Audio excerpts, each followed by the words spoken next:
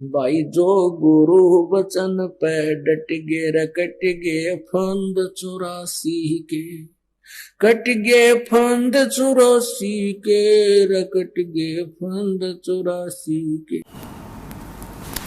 अब अर्जुन सर्जुन गुरु जी को कह रहे हैं कि सतगुरु यहां ना बैठियो, ये द्वारा है नीच। ओए होए, कहने लगे हे सतगुरु यहां ना बैठो आप, ये तो एक नीच जाति का घर है, छोटी जाति का आपका अपमान होगा। परमात्मा क्या उत्तर देते हैं कि ऊंच नीच में हम रहें, ये हाड चाम की दे, अर्जुन सर्जुन समझियो तुम करियो रखियो शब्द सने। संकेत में कह दिया करे भले आदमी ऊंच नीच में हम रहें, और ये तो हाड चाम की दे। इस चाम और तेरे चाम में क्या अंतर है, मुझे तो तुम दोनों एक नजर आते हो। और अर्जुन सर्जुन समझियो राखो शब्द सने, जो नाम दे रखे उन्हें जप ले चुप करके, फालतू बात मत करे। और कहा भले आदमी तुम मेरे गुरु हो गया, शिष्य कहाँ रहे, जब मुझे शिक्षा दे रहे हो तुम मेरे गुरु बन गए बेटा, और जाओ भाग दो यहाँ से मूर्ख हो दिया कल्याण तुम्हारा। अब वो तो कल्याण के लिए निकले हुए थे बेचारे, फिर उनका एकदम झटका लग गया, नाश हो गया बनी बनाई कमाई का, चरणों में गिर गए। वहीं पर हे परमात्मा हमारी तो बुद्धि खराब कर दी, सारा संसार बकवास करे आपके बारे में, वो तो गुंडा हो गया, बदना बदन हो गया, भले आदमी हो। परमात्मा बोले फिर तुमने मुझे क्या जाना, संसार की बात में आकर तुम ऐसे मेरे से दूर हो गए तो फिर खाक भगत और के देखा तुमने, तुम तो साथ रहो, समाज को तो मैंने तुम्हारी फड़क निकालनी थी, ये बकवास करा करते थे, एक लड़की आती है फलाना, क्या समझा तुमने, मैं इतना जितना गिर गया और तुम मुझे इतना निकम्मा मान बैठे, जो जब तुम भगवान दिखाई दूँ था तुमको, तेरे सौ सुखों थे। सर्जुन अर्जुन का जमीन नीचे से खिसकती नजर आई, क्योंकि वो तो उद्देश्य मालिक के लिए निकले थे। कहने लगे दाता घनी गलती बन गई, घनी नीच हम। और ये उनको पता लग गया था कि फिर ऐसे संत सतगुरु मिले ना मिले, और फिर जन्म होगा ना जाने कब होगा, या तो गई हाथ ते डोर छूटे भगवान, बात बिगड़ेगी। चरणों में पकड़ कर बुरी तरह रोए, वहीं पर है परमात्मा कोई विकल्प बताओ दाता। परमात्मा बोले भाई ईब तुम्हारा इस शरीर से वो बात नहीं रह सकती बेटा, कितनी बात बना ले, आपका वो भाव नहीं बनेगा, क्योंकि आपके अंतःकरण में वो मलिनता घर कर चुकी है। अब मेरे इस शरीर से तुम्हारा कल्याण नहीं हो पाएगा, अंडरस्टूड है। कहते हैं ये धागा प्रेम का मत तोड़ो चटकाए, और टूटे से फिर मिले नहीं, और मिले तो गांठ पड़ जाए। गुरु से इसका नाता इतना गजब का होता है, इसमें दोष आ गया तो फिर बात बनेगी नहीं जल्दी से। इसको कति गुरु परमात्मा तुल होना चाहिए, परमात्मा में दोष नहीं हो सकता। हम अपने दोष दूसरों में देखते हैं। जैसे एक चोर किसी एक नेक आदमी के घर पे चला गया, वो नेक आदमी तो सो गया, उसको खाना खुना खिला गया, कि वो अपने जैसा जाने था कि नेक आदमी यात्री है। रात्रि में पैसे निकाल कर चला गया, और एक उसी चोर के घर कोई एक नेक व्यक्ति यात्री बनकर आ गया, रुक गया, उसने भी खाना खिला कर चोर ने उसको सिला दिया, वो सो गया ठाठते, और चोर सारी रात जागता रहा कि कहीं रात ने चोरी ना कर ले जा, क्योंकि वो दोष चोर में था, उस महान आत्मा में नहीं था जो यात्री था।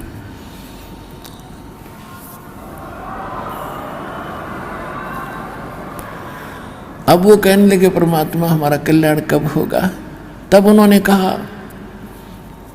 कि संवत 1774 में एक मेरी आत्मा छुड़ाड़ी में जन्म लेगी, और जब वो जन्म लेगी तब मैं वहां आऊंगा और उसको मिलूंगा, और उससे फिर तुम दीक्षा लेना जब तुम्हारा कल्याण होगा। अब वो अर्जुन सर्जुन वो तो सन 1518 में परमात्मा 1575 में संवत 1575 में परमात्मा से शरीर चले गए। उसके बाद लगभग उनको फिर उन्होंने कहा कि भगवान हम इतने समय तक कैसे रह पाएंगे इस शरीर में। तो उन्होंने कहा कि भाई मेरा आशीर्वाद है तुम्हारा शरीर बना रहेगा।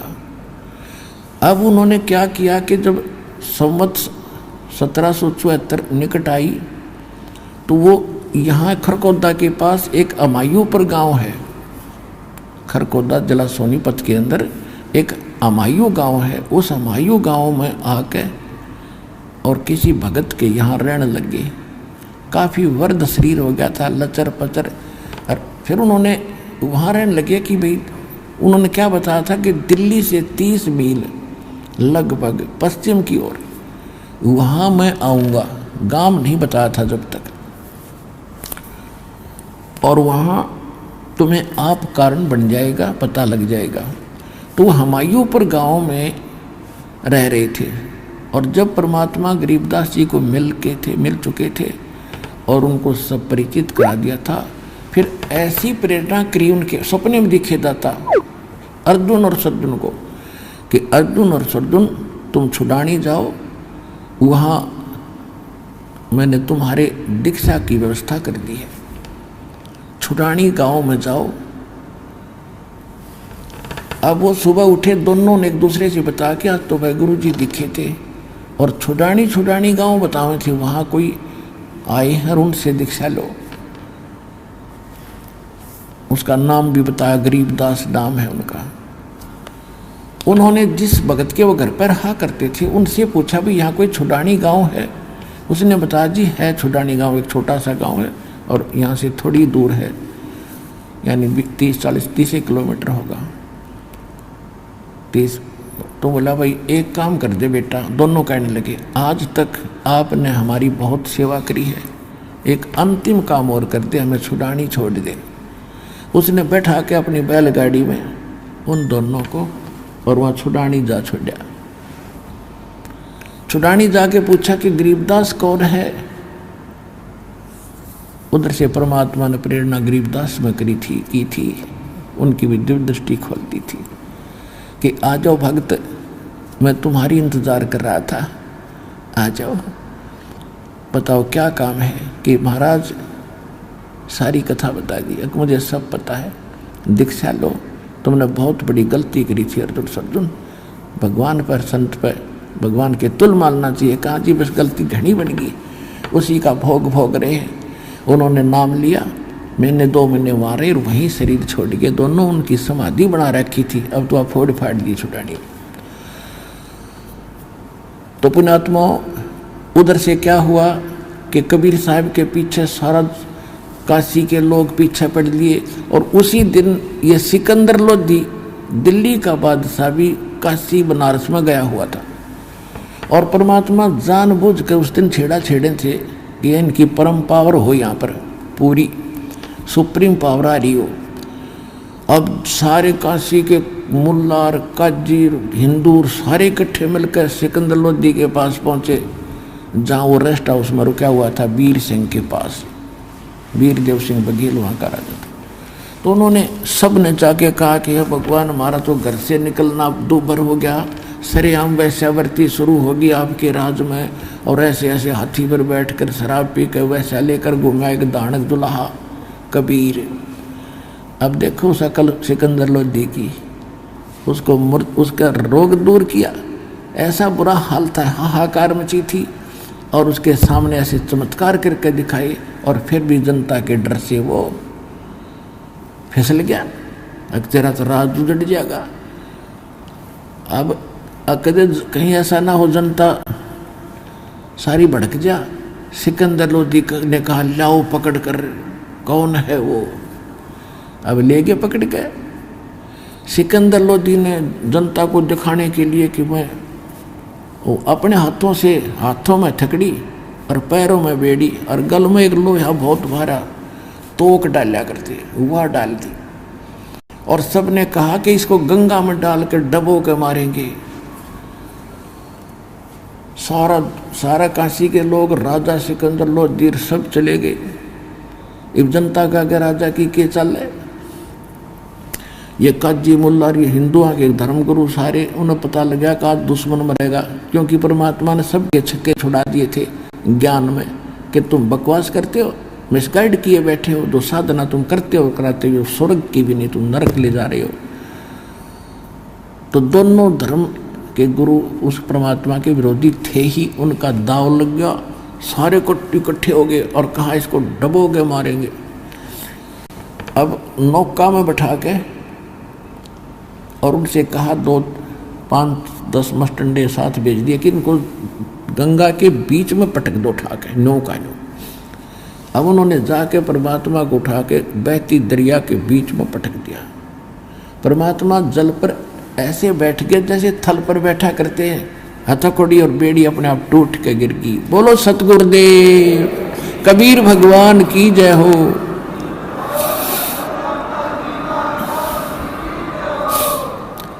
अब वो नौके न्यू बैठे जब और नीचे गंगा जल नो चक्कर काटता हुआ चल रहा है।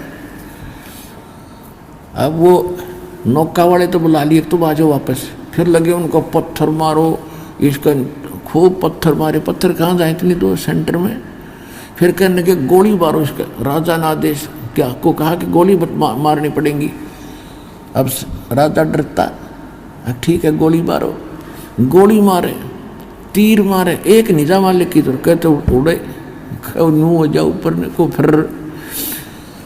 फिर कहने लगे भाई नई बात बनी, तोब लाओ तोब। तोब के गोले और 12 घंटे मालिक पर बरसाए, नीचों ने आंख नहीं खुली।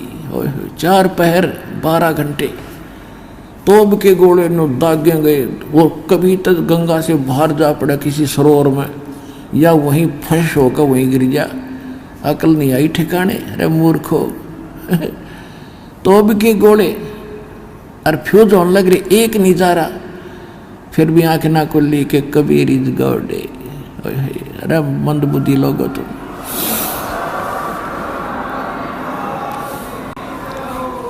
जब परमात्मा ने देखा कि ये मूर्ख ना जा यहाँ से, भूखे पैसे खड़े दंता न लिए, और परमात्मा नो का नो नीचे चले गए जल में अपने आप। जब ये कति सारी करनी करके थक लिए, तब उन्हें खुशी बनाई कि डूब गया डूब गया डूब गया। अब इसके ऊपर आप रेत फिर जाएगा, मर जाएगा, इसके अंदर खत्म होगा खत्म होगा। अब सब मिठाई बांटते, अंडे दुश्मन मर गया। क्यों? मुल्ला और काजी और ये पंडित जी अब सब मिठाई बांट रहे हैं। और फिर क्योंकि रविदास जी कहा करते कि तुम नहीं समझ पा रहे हो ब्राह्मणों, ये भगवान है। तो उन्होंने सोचा आज चलो उसको रविदास को बताते हैं कहाँ गया तेरा भगवान। अब वो डूब गया जमुना गंगा में। रविदास की झोपड़ी पर गए, ढोल ढाल बजाते हुए, मिठाई बांटते हुए। और एक ने जाके कहा कि कहाँ है वो तेरा आज भगवान, वो डूब गया गंगा में। रविदास जी बोले वो बैठा, देख आ जाओ, देख वही बैठा। बोलो कबीर भगवान की जय हो।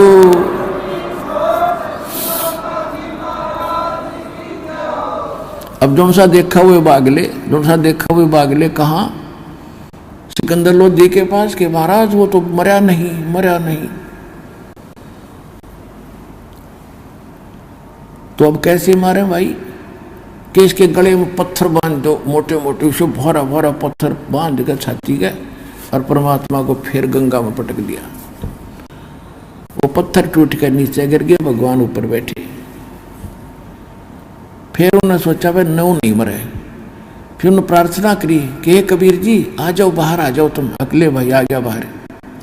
फिर उन्होंने सकीम बनाई कि इसको खूनी हाथी होते थे, वो आदमी को मार कर पाट डालते थे, उसको कि खूनी हाथी से इसको मरवाएंगे। वहाँ एक ऐसा दंडित स्थान बना रखा था, राजा बैठता था एक ऊंचे से मचान पे, जैसे ये स्टेडियम में ऊंचे स्थान पर बैठ जाते हैं, लास्ट वाला ऊंचा मचान हो, और ग्राउंड में खेल होता है ऐसे। तो वो राजा बैठा था अपने मंत्रियों सहित ऊपर, एक ऊपर बनी हुई स्टेज पर, और ग्राउंड के अंदर वो जो बकवाद जो ज़्यादा कर देते थे अपराध, उनको खूनी हाथी से सबको इकट्ठा बुलाया जाता था, सारे आसपास के नगर निवासियों को, ताकि सबको डर बने और सामने देखें कि अपराधी को कैसे दंडित किया जाता है। तो सारे इकट्ठे हो रहे थे, वो नताना ही था। और बीच में परमात्मा को बांध के, गोला लाठी दे के, हाथ पैर बांध के और गिर दिया, ग्राउंड में डाल दिया। और हाथी पीलवान से कहा कि इस हाथी से कुचलवा डाल। हाथी को शराब पिला दी, मद मस्त कर दिया, और पीलवान ऊपर बैठ कर उसको परमात्मा की तरफ लाने लगा।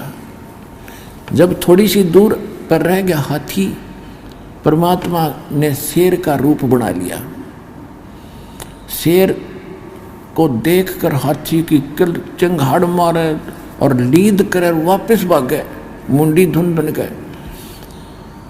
अब पीलवान उसका वो मारे अंकुश, अब तेरी नौकरी गई। जब उसने दोबारा, जब हाथी को दिख रहा था शेर, परमात्मा ने सोचा कि यो इस प्राणी को पीलवान घना दुखी करेगा।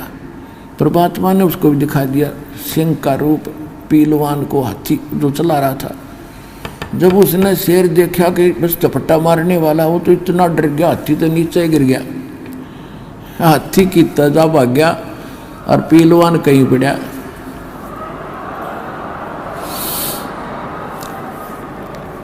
अब परमात्मा ने ये सोचा कि इस पीलवान को दंडित करेगा ये मूर्ख सिकंदर लोधी, इसको मारेगा गरीब को। तब परमात्मा खड़े हुए, हाथ हथकड़ी वो बांध रखी थी, टूट गई सारी। परमात्मा निर्बंध को कोई बांध सकता है? खड़े हो गए और सिकंदर लोधी ने ऐसा दिखाई दिया जैसे शीश आसमान पर अड़ा हो भगवान का, इतना नूरी शरीर चमक रहा हो। एकदम नू देखकर सिकंदर लोधी जैसे वहीं से कांपने लगा था, उस मचान से सटेज से, और कांपता हुआ नीचे आकर चरणों में गिर गया समेत मुकुट के। बोलो सतगुरुदेव कबीर भगवान की जय हो।